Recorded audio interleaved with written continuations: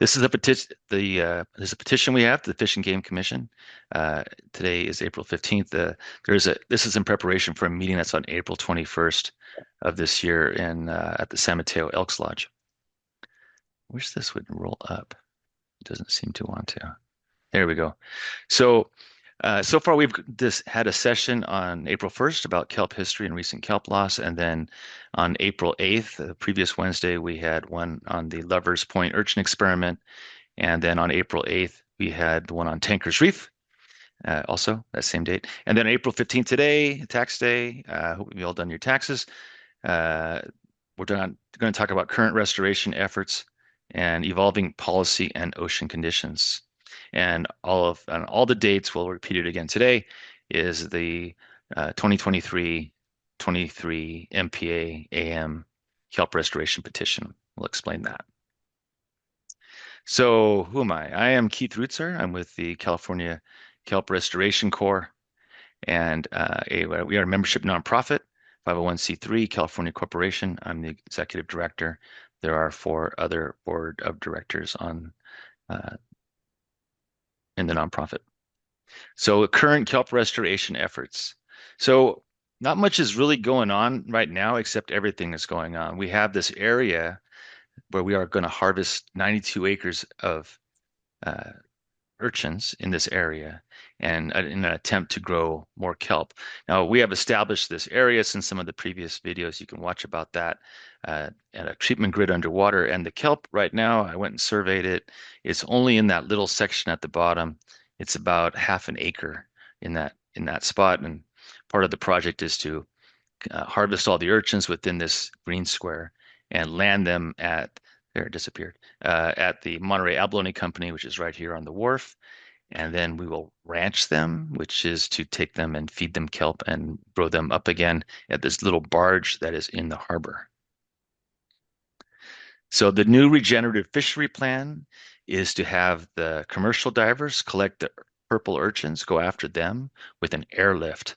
And we have more on the airlift coming up here, but it is a vacuum basically underwater that sucks up the urchins, even the small ones. And we can bring them back to the harbor, land them at the harbor, and sort them for size. The ones that are 4.5 centimeters or larger will go to the ranching at the Monterey Harbor, and the ones that are smaller will be picked up and brought to composting at Green Waste in Gilroy. And the role of the recreational divers is to collect 35 red urchins and purple urchins that are kind of a bonus and assist the commercial divers as best we can. This is the urchin airlift. So it's a 10-inch diameter fiberglass tube. The urchins are raked in front of this nozzle. It has an airlift that comes from surface applied air that the diver is breathing on. And the urchins just go whoop, just like that, whoop, to the top. And then they tumble down into a basket, can hold up to 300 pounds of them. And the air goes out the top. So the air goes up out the top, urchins come down, and we can collect a lot of them. It's a much more efficient than collecting them. So by hand, we can collect 375 per hour. By culling them, we can collect 662 per hour. But if the airlift, we can get 18,500 of them per hour. And that includes really small purple urchins as well. And so the sea urchins in the Barren have been out there for a long time. There's not much food for them to eat. And when they are out there for that length of time without eating, their gonad gets very small. You can see inside of this how there's not much gonad inside of them. And then when you feed them for a while, and it takes about 12 weeks, and you can feed them kelp. You can feed them agricultural waste products like spinach. It makes them taste pretty good, and their gonads will increase back to a level where they become a culinary urchin product, where you can sell them in restaurants, right? They sell them on the open shell like that with the spines. They also sell them without all the spines, and they're chilled in the shell and served raw like that. Also, urchin tostada, very Mm. tasty. And there's one here, this uni scallop toast that the foodies really like. It's this little bit, this is one urchin here, and it's $32. So there's a real opportunity here to have something that is protein, that has a high omega-3 fatty acid content, and they sell wholesale to the restaurants at $6.50 each. So that's a good opportunity to have an urchin business out of this. And urchin business will last longer than any altruistic notion of removing the urchins for the sake of the kelp. Evolving policy and ocean conditions. So there's been a lot of policy changes in the time of this petition. We filed this in 23, but this is actually a 2022 petition that we rolled into December of 2023. And the California Ocean Protection Council uh, has they had a 2020 to 2025 strategic action plan, and it had a lot of things in there for us, but it wasn't quite there yet. They were looking for science-based pilot projects to establish that restoration is a viable uh, thing to do in the ocean.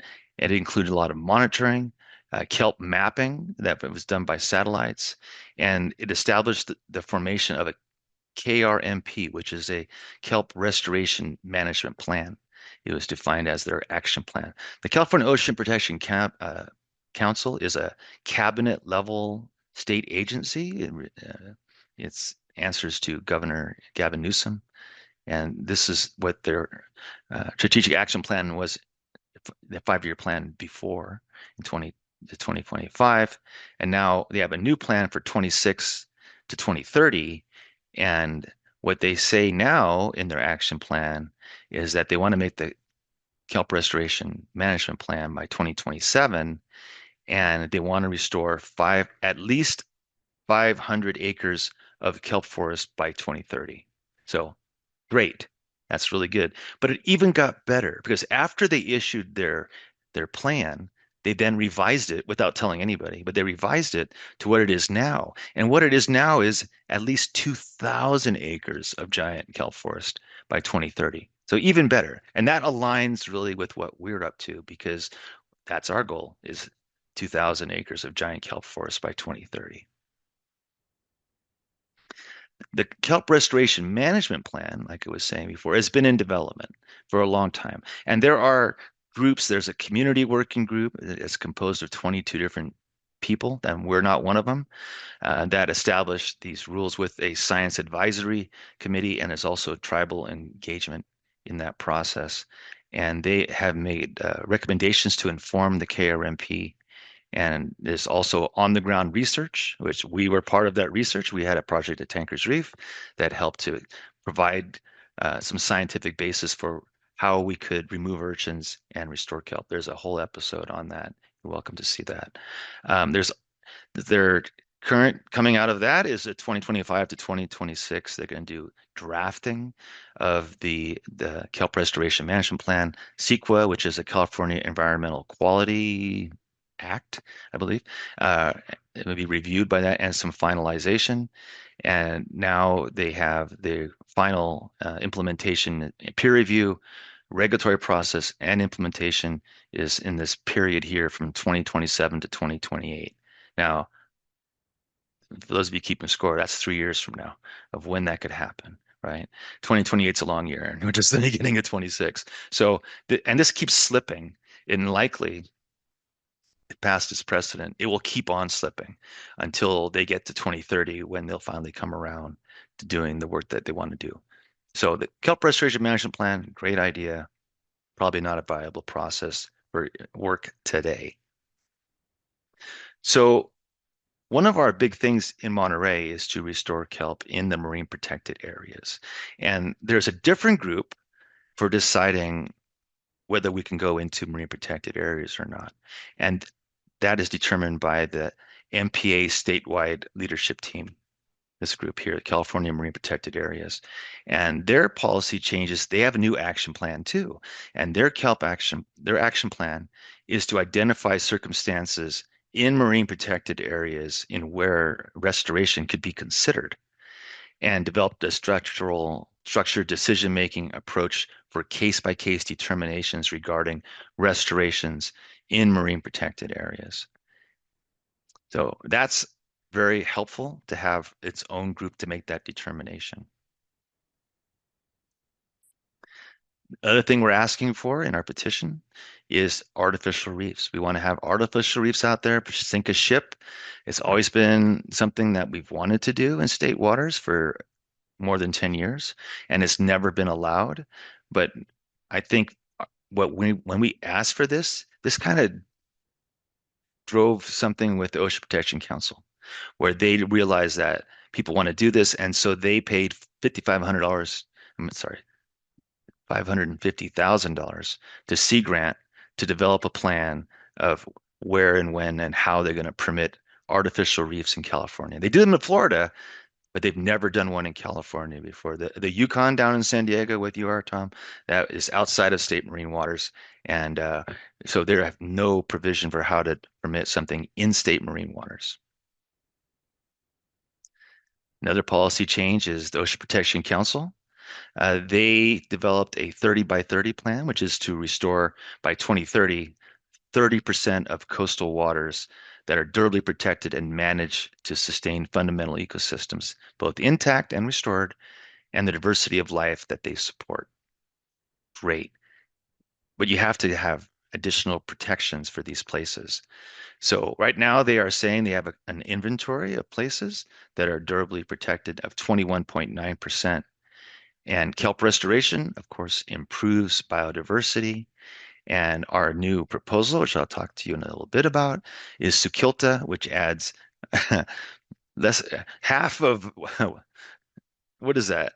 It's five thousandths, six thousandths of a percent to that inventory. A very very small amount of increase, but an increase nonetheless in what is durably protected.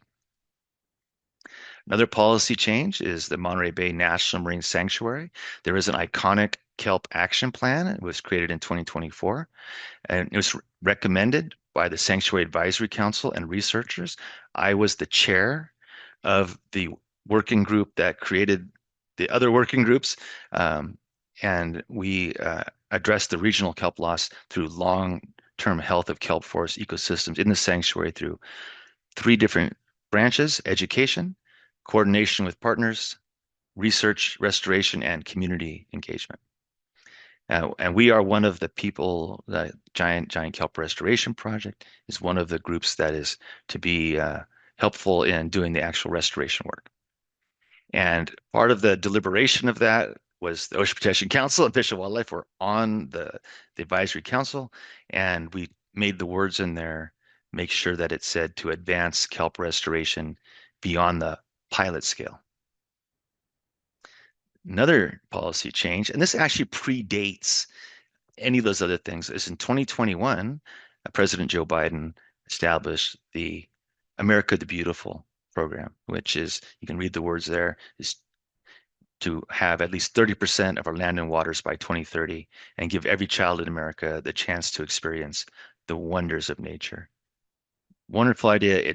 That started some of the other things I told you about, but I think that's kind of under threat with this new administration that wants to take away anything that has the word Biden written on it.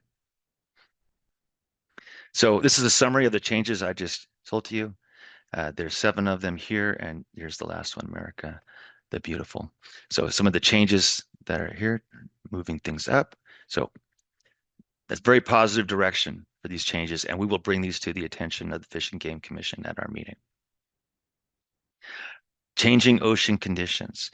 So kelp in Monterey Bay is only 4% of baseline. And if you've been diving out in Monterey Bay, it seems like it's less than that, actually.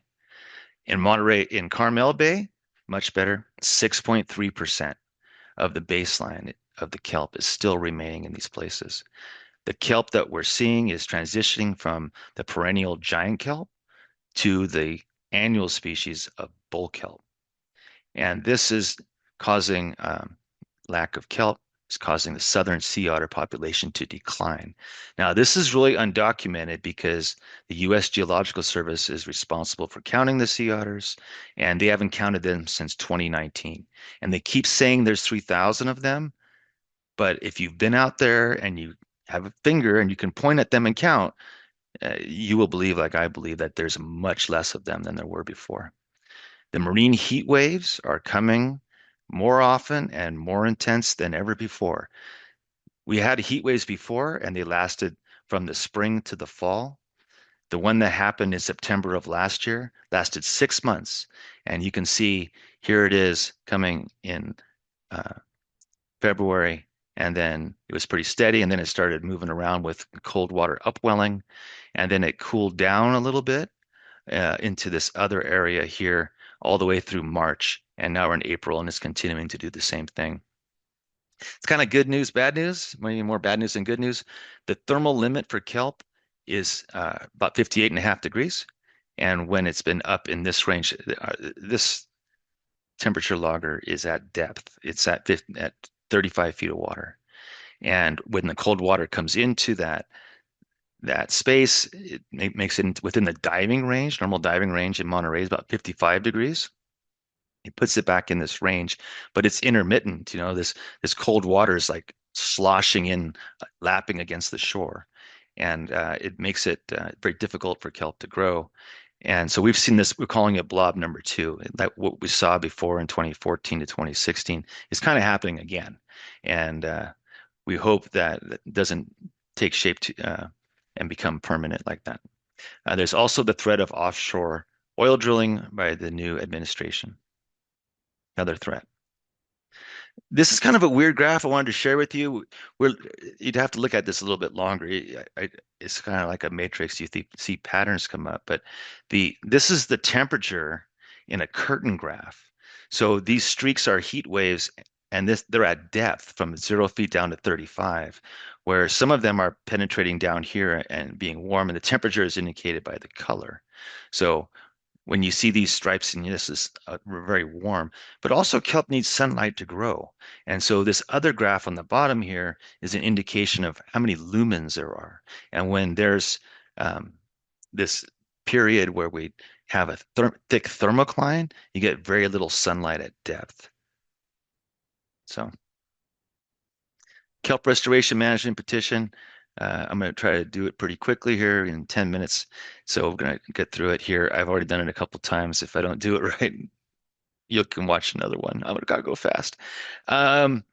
We did a lot of petitions, and we got petition approved in 2020 to do a project at Tankers Reef. It became legal for 3 years. About 2 years into the project, they said they're going to cancel it. So we said, well, we can't continue to call urchins to grow kelp if you're just going to let the urchins eat it, because then they'll get reproductive and make more urchins. And we didn't come out here to make more urchins. We tried lots of different things. We tried other expansions in 21 and a kelp restoration management permit in 22. We have a petition right now that is being considered, and maybe in August of this year is when it could be decided on and be approved. Some other petitions we also tried. This is where, unfortunately, the urchins have invaded all the spaces, but these are the areas that we want to do kelp restoration. There's one here at Ed Ricketts State Marine Conservation Area, which is San Carlos and Beach and Cannery Row, in the Pacific Grove Marine Gardens State Marine Conservation Area, which is the origin of where all of these urchins kind of came from around this peninsula. Was we first saw them in this place right here. There's also the Carmel Bay State Marine Conservation Area, which is this area right here. It's very, these places are really fished, and you can see how there's small nature of them. They're not out to the 3 mile state marine boundary like the Point Lobos State Marine Reserve and State Marine Conservation Area. They're defined as being only around the kelp forests, which is perfect for us because they're known by fishermen, and it'd be an easy matter to just kind of turn them off for our efforts when we're doing kelp restoration, and then be able to restore that kelp on a permanent basis.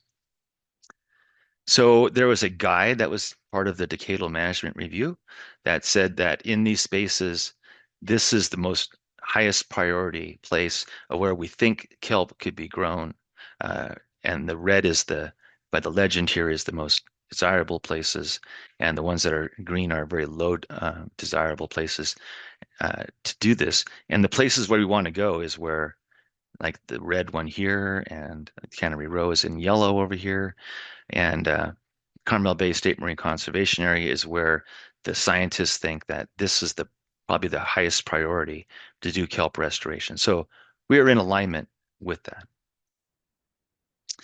So we part of our petition here, our initial take on this was to declare these areas as state marine reserves. So we have Sikilta over here, Ed Ricketts, Pacific Grove Gardens, Carmel Bay, and the Whalers Cove at Point Lobos.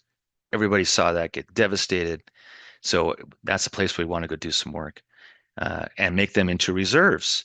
And this is actually a very small part of all the reserves by area.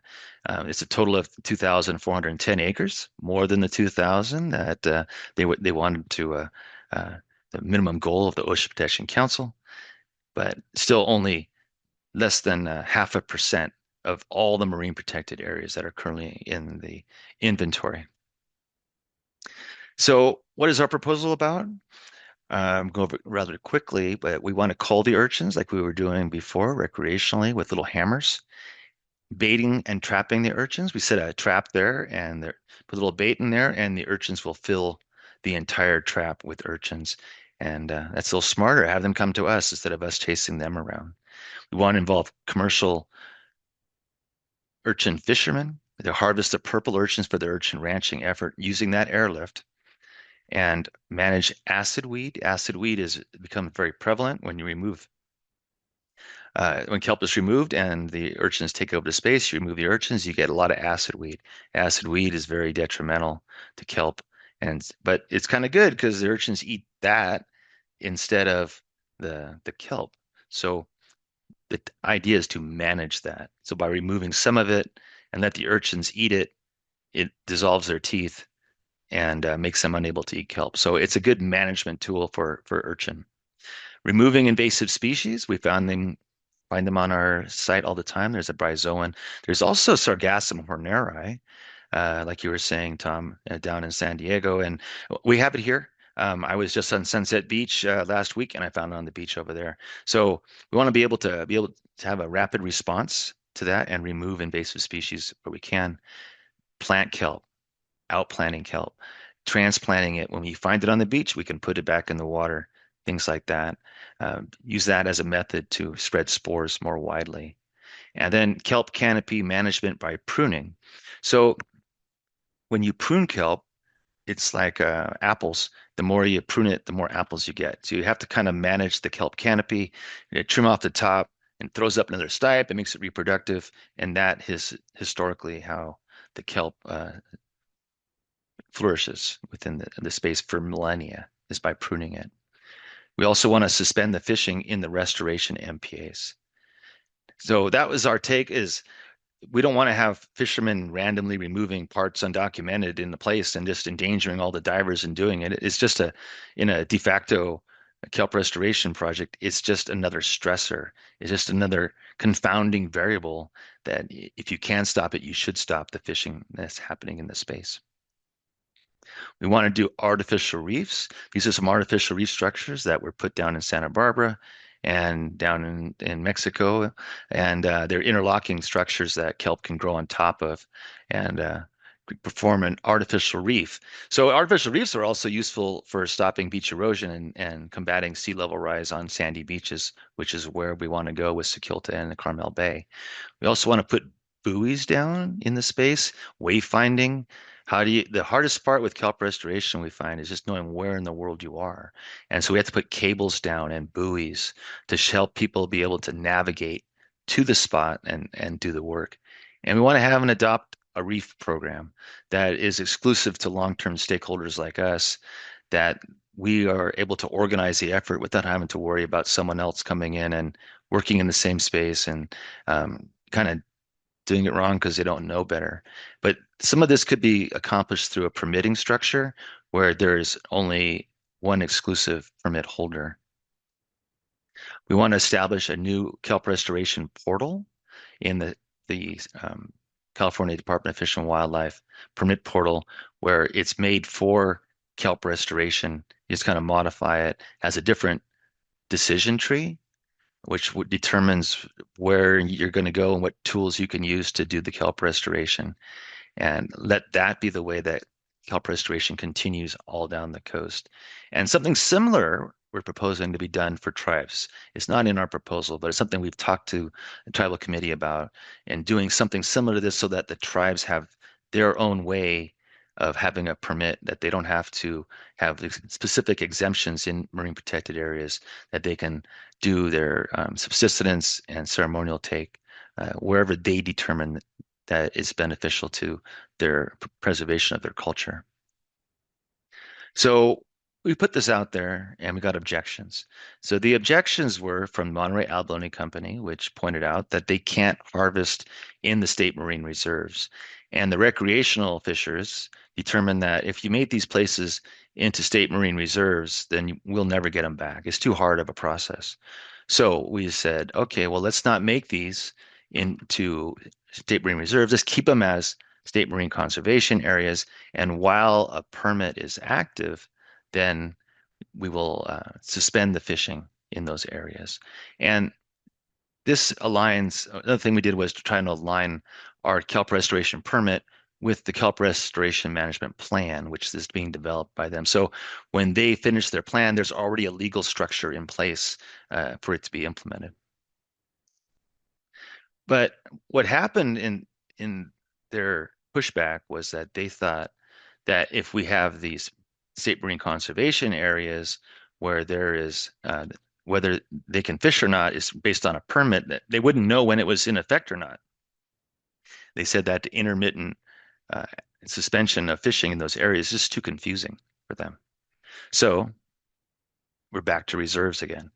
Our proposal is to make these spaces back, make this into a reserve. But in order to do that, we don't want to mess up the abalone company and their ability to harvest kelp. So we have to be able to allow pruning kelp as we proposed in the state marine reserve. So that's a change of a different part of policy. So pathways to get there. Number one is the way we're doing it right now, which is a fishing pathway where we are just taking urchins commercially as it is allowed in commercial code and using the airlift. And then the other way is, as we are now, by collecting 35 urchins in this place that's outside of marine protected areas. Restoration pathways in marine protected areas, which is where all of our areas are in marine protected areas, is to use this petition as written, as described to you. Another way is to do it as a kelp restoration management plan, which be implemented in 2028. But we are fearful that they will likely exclude MPAs in their restoration management plan. And the other thing is a restoration RMP, which is a restoration management plan, which is under development, but has never been used in the water. They use it on land sometimes, like raptors and estuaries, but it's never been used in the water before. So maybe that would work. Another way is a letter of authorization, which is very discretionary. They don't let us do it. They never offered one to us. They did offer one to Monterey Bay Aquarium for 3 years, and so for protection of man-made structures like jetties, they sometimes allow a letter of authorization. It's within their authority, but they never exercise it for us. So objections to the process, which is a big thing, uh, is the decade of denial. Is what we're finding.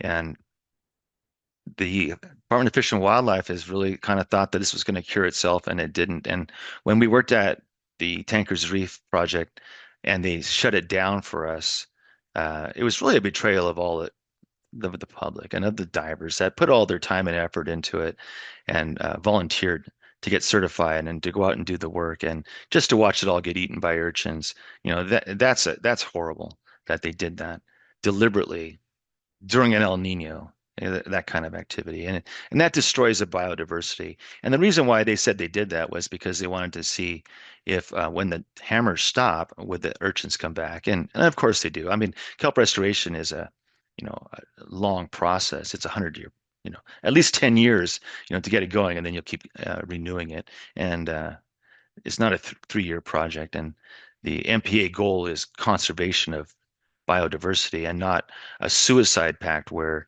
You're not going to change anything in the marine protected area just because you don't want to disturb the research that's going on within that place. That is not the goals of the Marine Life Protection Act. That is death to it's death to everything in the MPA if you do that. And that would be like the termites eating the whole house. I mean, you wouldn't do that. You wouldn't, if a termites ate your house, you're going to put a 10 on it, right? And that's what you should do in the ocean too. You don't ignore the problem. And there are 10 decadal management review petitions, and the Department of Fish and Wildlife denied all 10 of them. They are nihilists. Future of the kelp restoration management plan is that that's a secret process, and there's no public review of that until it comes out with it. We're not sure what it says, and they won't let us know what it is. And it probably will not allow restoration in marine protected areas. And it's controlled by a discretionary California Department of Fish and Wildlife permit, which we've never seen, and it gives them the ability to be very restricted in what they will allow to be done in that permit. So on our website, if you go there, g2kr.com, you can see on the homepage, this is our call to action, which is to go to this regional decadal management review meeting at the Elks Lodge in San Mateo on April 21st at 8 a.m. Actually, 8 a.m. might be too early because we are last that day. So probably noon would be good to go there, but there's lots of other good stuff if you want to go there. And speak up. That's what moves the needle. That's how we got permission to do the thing that we got to do before, was by people going there, writing letters, speaking up at the meeting, and telling them that they want it. People favor more protections in the ocean. This picture right here was by Dan Schwartz. I should credit him. I was just talking to him on the phone, and this is what happens. All the urchins climb up it there. We have a Google form. You can click on that and add your name to the list, and we will give that to the Fish and Game Commission by Friday is when those are due, Friday at noon. And you can see all of our events on the calendar, and you can always donate. This is not a donation call. This is just us telling you about what's going on and having you, asking you, please, to come and support kelp restoration in Monterey Bay. And that's it.